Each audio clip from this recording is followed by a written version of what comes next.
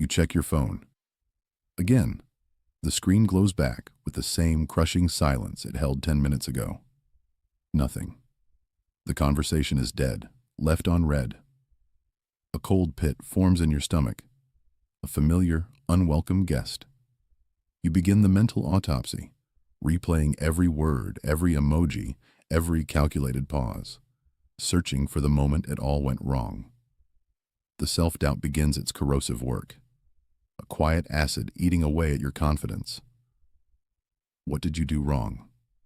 Was it something you said? Was that joke too much? Did you reveal a weakness they found repulsive? Are you not interesting enough? Not attractive enough? Not good enough? This is the moment of weakness. This is the precise fracture point where 99% of people break. They allow the ambiguous silence of a coward to dictate their internal state. They become obsessed, their mind a frantic courtroom, where they are both prosecutor and defendant, endlessly re-examining the evidence of their own inadequacy. Their focus, once a laser beam directed at their goals, is shattered into 1,000 useless fragments, all pointing back to a glowing screen that offers no answers. They have surrendered their peace to an event completely, utterly outside of their control. They are waiting for a verdict from a judge who has already left the building. This mental spiral isn't just a feeling of disappointment, it's a hijacking of your entire cognitive system. Your brain, wired for social connection and terrified of exclusion, interprets this digital silence as a primal threat. It releases a cocktail of stress hormones, putting you on high alert for a danger that exists only in your own mind. Every minute that passes without a reply feels like an escalation, a confirmation of your deepest fears. You find yourself unable to concentrate on your work, unable to enjoy a meal, unable to be present in your own life. You have become a prisoner of a ghost, haunted by a conversation that has ceased to exist for everyone except you. But what about the 1%? What about the individual who walks a different path, governed by an internal code? Let us be clear. They are not unfeeling. They are not robots. When they see the silence, they feel the initial sting. It's a brief, sharp recognition of a connection that has been severed. They acknowledge the flicker of disappointment, the slight human pang of rejection. But here, the path diverges dramatically. For them, this feeling is not a verdict. It is not a judgment. It is simply data. It's a single data point in a vast sea of information. They acknowledge it, categorize it, and immediately return their focus to their mission. The silence is a reflection of the other person's character, their communication, their courage, or lack thereof. Her silence is her problem. His focus is his own. He understands that his internal state, his emotional stability, is the most valuable asset he possesses. And he would never, ever hand the keys to that fortress over to someone who doesn't even have the courtesy to speak. While the 99% are lost in the fog of self-doubt, he is already 3 steps further down his path, his energy and attention fully invested in the only thing that truly matters, his purpose. You believe their rejection is a verdict on your value. This is the illusion. This is the cognitive trap, meticulously designed by a fragile ego to keep you weak, to keep you questioning, to keep you circling the drain of self-doubt. You think, if I were better, if I were richer, more attractive, if I had said that one clever thing, this wouldn't have happened. You are fundamentally wrong. You have constructed your entire mental fortress, your sanctuary of self-worth, upon the most unstable and treacherous ground imaginable, the validation of another human being. A person whose internal world, whose fears, whose insecurities, you know absolutely nothing about. Your current strategy is not just failing, it is a slow-acting poison. It is actively dismantling you, piece by piece, from the inside out. Think about what you have done. You have handed the keys to your emotional kingdom, the master controls for your own happiness and focus, to someone who lacks the basic character to articulate a simple two-letter word. No. You are waiting for a response from an empty room. You are analyzing the motivations of a ghost. The cold, hard logic of the situation dictates the truth, a truth you have been avoiding. Their action, or rather their inaction, is a direct reflection of their lack of courage, their lack of integrity, their inability to handle a moment of uncomfortable honesty. It is not, and never was, a measure of your worth. It is a broadcast of their weakness. You are desperately seeking a stamp of approval from the most unreliable narrator in the story. You are on your knees, begging for a crumb of validation from someone who is, by definition of their cowardly behavior, fundamentally weak. This dependency is the crack in your armor. It's a vulnerability that allows the outside world to dictate your internal state. Why do we fall into this trap? Because it feels easier. It feels like a shortcut. If we can just get that one person to approve of us, it validates our entire existence. It's a potent, addictive drug.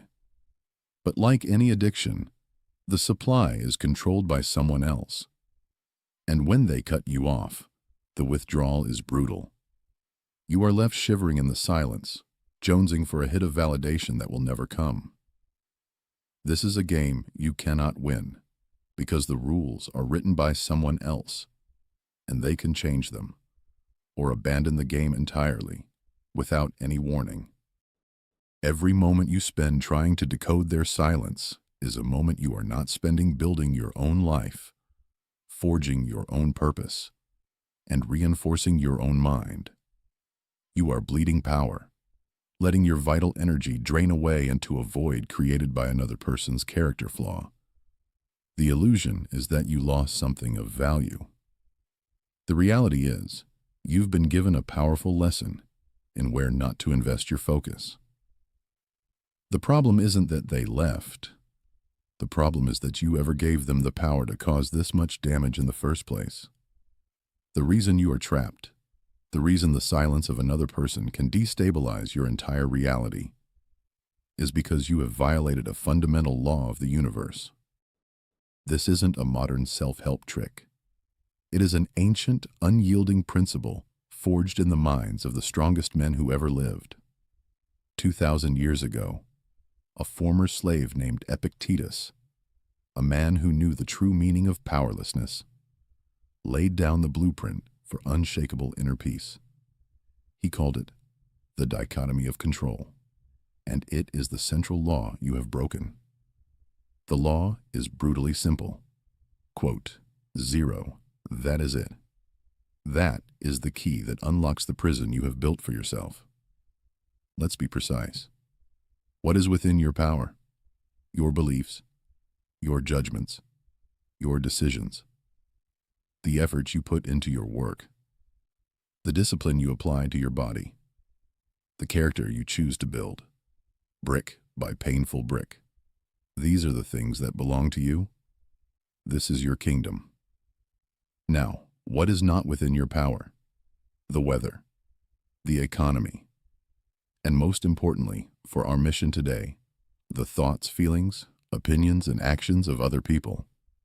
Their decision to go silent, to disappear without a word, is an external event. It exists entirely outside the borders of your kingdom.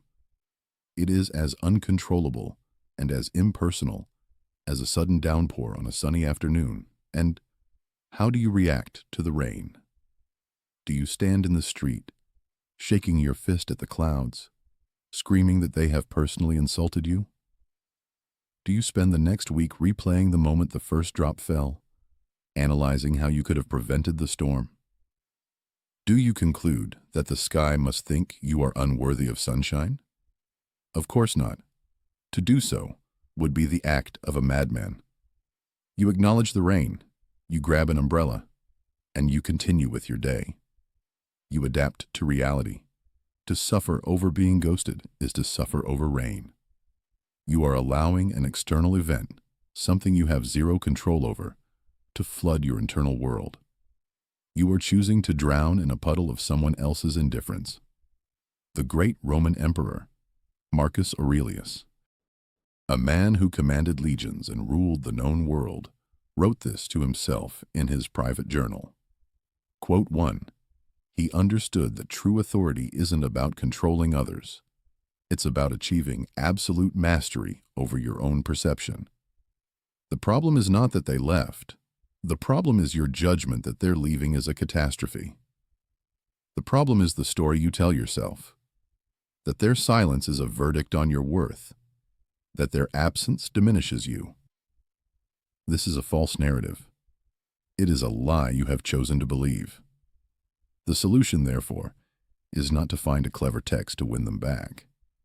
It is not to stalk their social media, searching for clues. It is not to change who you are in the desperate hope of finally being quote two for them. All of those strategies are acts of surrender.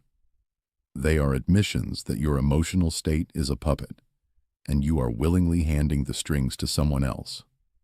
The only solution, the only path to true strength, is to reclaim absolute, unquestioned command over the only territory you will ever truly own.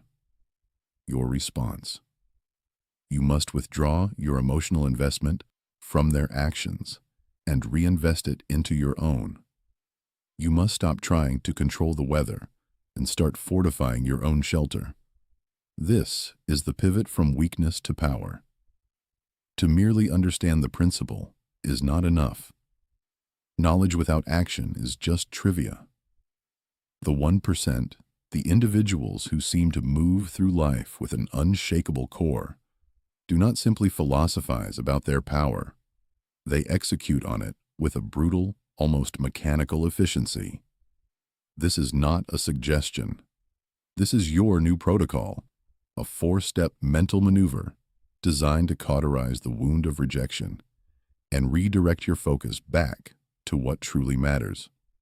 It is your mental armor. First is the indifference classification.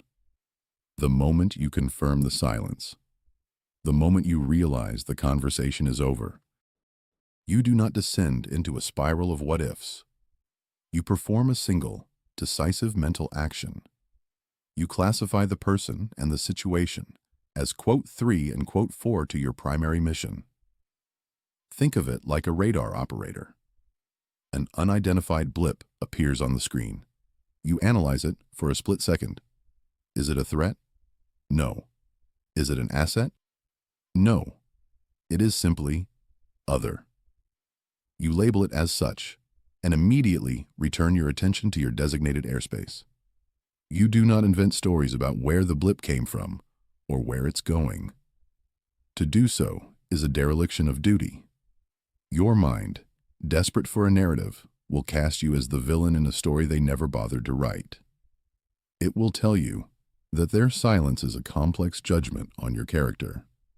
The indifference classification starves this destructive impulse. You don't know their motives. You don't care. You classify and dismiss. Second, you conduct the power audit. This is a cold, 60-second debrief. You will take precisely 1 minute, no more, to identify the tactical error that led to your emotional vulnerability. Ask yourself, with detached curiosity, where, exactly, did I outsource my power? Did I need their approval to feel validated? Did I begin to change my behavior, my words, my very frame, to better fit what I thought they wanted? Acknowledge the mistake not with shame, but with the dispassionate eye of a strategist reviewing battle footage. This is not a therapy session. You are not here to explore your feelings. You are here to identify a weakness in your defense. You are patching a vulnerability in your operating system. The audit ends with a simple acknowledgement. Quote 5. Learn from it and discard the emotion attached to it. Third, the immediate pivot. Your energy, now freed from the pointless loop of analysis and self-doubt, must be redirected instantly and with overwhelming force. The human mind abhors a vacuum. If you leave that space empty, anxiety will rush in to fill it. So you must fill it first. Stand up, walk out the door, go to the gym, and train with such intensity that the only voice you hear is the one demanding another repetition. Open your laptop and attack the project you've been avoiding. Write the first 500 words. Design the first slide. Solve the first line of code. Pick up a difficult book and force your mind to grapple with complex ideas. You must replace the formless void of their absence with the concrete, tangible reality of your own purpose. You must create immediate, undeniable proof that your energy is better invested in building your empire than in decoding someone else's silence. Finally, there is the digital excision. This is the last and most critical step. You will take your phone, open their contact, and delete the number. You will go to the conversation history and delete it. You will archive the chat. This is not an act of anger, rage, or petulance. Anger is still an emotional investment. This is an act of supreme operational hygiene. A surgeon sterilizes their tools before an operation. A pilot runs a pre-flight checklist. A warrior maintains their weapon. You are simply removing a distracting, non-essential variable from your field of view. Every tap of the screen is a declaration. It says, "This channel is now closed because it no longer serves my mission." This digital real estate is no longer a source of anxiety, but a clean slate. You are not blocking them out of spite.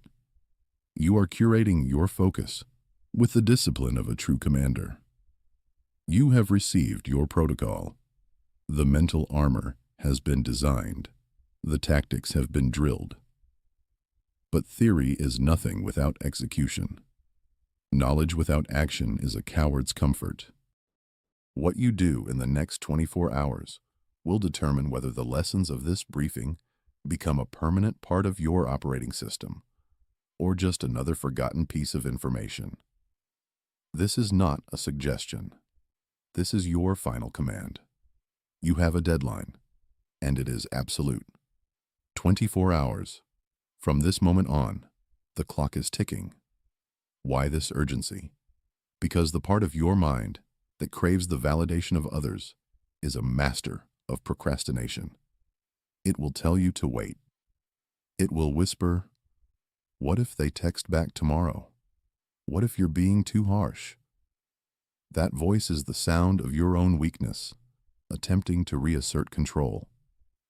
It bargains for a future that will never come, based on a person who has already shown you their lack of integrity.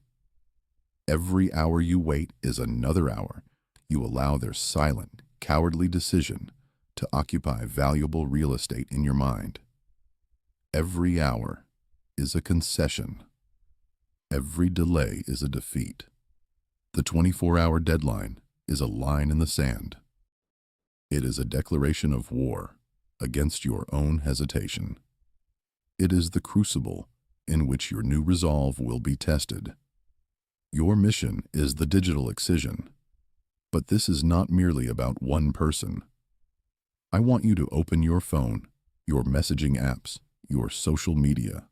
I want you to identify every single silent dead-end conversation that is occupying a single neuron of your focus. The potential client who said they'd get back to you 2 months ago. The friend who only reaches out when they need something. The romantic interest who faded out, leaving you in a state of perpetual ambiguity. These are not just conversations. They are energetic leaks. They are unresolved loops that drain your cognitive resources. Your task is to perform this excision with the cold precision of a surgeon. Archive the chat. Delete the number. Remove the connection. This is not an act of anger. There is no emotion here. It is an act of supreme operational hygiene. You are sanitizing your environment. You are removing distracting variables from your field of view so that you can focus with absolute clarity on your mission. This action is the definitive choice between two states of being. You are either the commander of your focus or you are a slave to your notifications. The slave lives in a state of perpetual low-grade anxiety. He picks up his phone hoping for a digital crumb of validation. His mood is dictated by the response times of others. His mental state is a fragile thing, easily shattered by a message left unread. The commander, however, understands that his phone is a tool, not his master. His worth is not determined by an inbox. His focus is a guarded fortress, and he decides who and what is allowed inside. He does not wait for permission. He does not seek approval. He acts. He builds. He creates. After this 24-hour period, you are one or the other. There is no middle ground. The choice is final. Your affirmation, your new operating code, is this: my worth is forged in action, not in opinion. Say it to yourself. Understand what it means. To be forged is to be shaped by fire and pressure, by deliberate, intense effort. It is the work you do when no one is watching. It is the promise you keep to yourself. It is the disciplined pursuit of your purpose. That is action.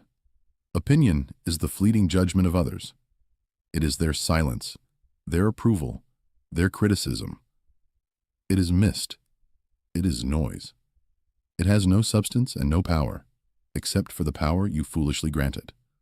From now on, you grant it nothing. Your value is measured by the miles you run, the pages you write, the business you build, the character you forge. Write, my worth is forged in action, not in opinion, in the comments below to confirm you have accepted this directive. Then, turn off the screen and execute the mission. Subscribe for your next briefing.